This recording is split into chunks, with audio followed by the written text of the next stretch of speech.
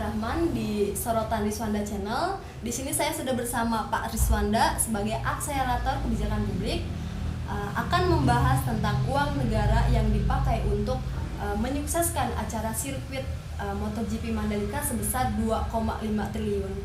Itu apa nggak berlebihan, Pak? Kebanyakan orang kan memandang itu atau menyorot itu sebagai sebuah luxury gitu ya, sebagai sebuah kemewahan ya Mel ya. Di sela himpitan ekonomi di new normal ini pasca pandemi kan kita semua mengalami kemerosotan atau perlambatan ekonomi ya. Dimana sedangkan satu sisi pemerintah expense-nya kok kayaknya berani gitu ya 2,5 triliun. Nah, tapi ada sebuah literasi, ada sebuah pemahaman yang mungkin kita mesti luruskan juga. Jadi saat ini memang pemerintah melalui instruksi presiden itu sedang mengadakan percepatan pembangunan Indonesia bagian timur. Nah, itu salah satunya. Jadi selama ini kan sering terjadi gesekan sosial, munculnya kelompok kriminal bersenjata, aksi separatisme di Indonesia bagian timur itu karena mungkin mereka merasa bahwa ada ketimpangan pembangunan antara Indonesia bagian timur, tengah, dan barat. Nah, salah satu upaya yang dilakukan pemerintah untuk menggolakkan gitu ya, untuk menyemarakkan ekonomi di sana sebagai stimulan, ini harapannya melalui sirkuit Mandalika ini. Artinya kenapa kok investasinya dilarikan ke sana? Ini kan harapannya bisa satu menyerap tenaga kerja ya.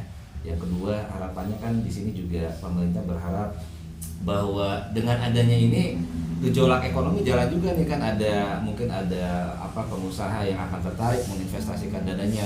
Artinya pada saat kita melirik ini dari sisi kebijakan, memang prioritas APBN sudah ada plot-plot yang tertentu. Jadi pada saat kita misalnya membandingkan ini dengan investasi di bidang lain, misalnya pendidikan, yaitu memang klaster yang berbeda gitu sih. Tapi kan Pak, 2,5 triliun ini kan setara dengan anggaran KIP kuliah untuk 200.000 mahasiswa.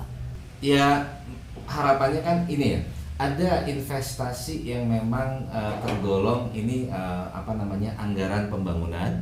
Ada memang investasi yang tergolong ini memang investasi yang digolangkan atau yang dikucurkan untuk mendapatkan feedback ya. Feedback ini berupa misalnya dengan adanya sirkuit kan kita berharap bahwa ada tourism development nih, ada pembangunan kepariwisataan di wilayah sana yang mungkin bisa dikembangkan di aspek itu. Ada usaha-usaha yang mungkin selama ini masih mandek gitu ya, entah bagaimana. Karena kan pada saat kita bicara kajian suatu kewilayahan, kita selalu bicara aspek ekonomi politik nih di dalamnya.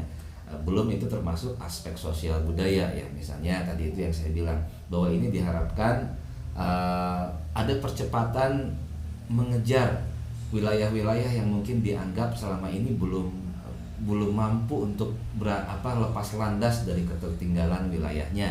Salah satunya ya faktor ekonomi. Banyak sekali pembangunan yang dilakukan oleh pemerintah dalam rangka mewujudkan suatu negara yang maju. Nah, tujuan dari pembangunan itu untuk meningkatkan pendapatan masyarakat kan. Nah, tapi di sini masih dipertanyakan gitu. Pembangunan yang mengarah pada kesejahteraan masyarakat. Ya, dalam sebuah cetak biru kebijakan memang perlu dipikirkan the next step ya, kalau bahasa kerennya what will be the next up gitu. Apa langkah selanjutnya setelah sirkuit ini terbangun? Misalnya berapa persen sih prosentase tenaga kerja lokal yang bisa diserap di situ? Nah, itu kan angkanya juga harus ada. Nah, itu tugas kita untuk menjadi government watchdog gitu, katakanlah begitu ya, untuk menjadi pengawas. Berapa besar tenaga kerja lokal yang serap tadi satu, berapa besar pengusaha lokal yang bisa masuk ke sana itu dua, lalu kemudian berapa sih sebetulnya serapan anggaran yang bisa didapatkan oleh pemerintah terkait dengan investasi di bidang sirkuit ini. Ini kan sama aja juga pada saat kita bicara pembangunan infrastruktur ya. Tapi karena memang labelnya sirkuit, jadi orang menafsirkannya sebagai sebuah kemewahan, terkadang seperti itu sih.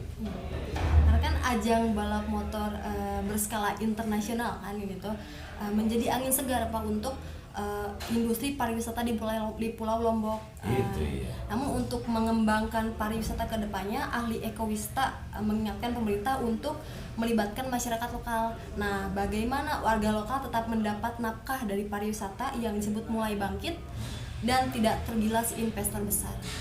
Ya, pengalaman kami dengan teman-teman kampus ya, saat kita diminta untuk misalnya memetakan atau membuat sebuah pemetaan pembangunan kepariwisataan, itu sebetulnya ada acuannya Riparda dari kementerian. Nah, salah satunya adalah bagaimana wilayah tersebut dapat memiliki, ini kajian sosial misalnya ya, social mappingnya itu gimana nih orang lokal di sana bisa berkembang juga menjadi aktor wisata. Nah, ini salah satunya, misalnya dengan adanya itu kan ada peluang untuk bikin homestay misalnya gitu ya, ada peluang bahwa mereka juga bisa bikin atraksi turisme lain. Sekarang ini kan tourism atau kepariwisataan tidak hanya wisata alam ya, ada urban tourism gitu ya, ada wisata-wisata ada wisata bahari kalau mau gitu. Nah, artinya bahwa dengan adanya perhatian lebih gitu ya, highlight pada sebuah wilayah, itu diharapkan trickle down efeknya, nah efek imbas kepada lingkungan sekitar baik itu sosial maupun ekonomi itu ada nantinya gitu. Nah, caranya ya harus dilakukan pemetaan yang secara lebih serius. Setelah dibangun, gimana caranya bahwa si sirkuit ini bisa memberdayakan ekonomi lokal gitu.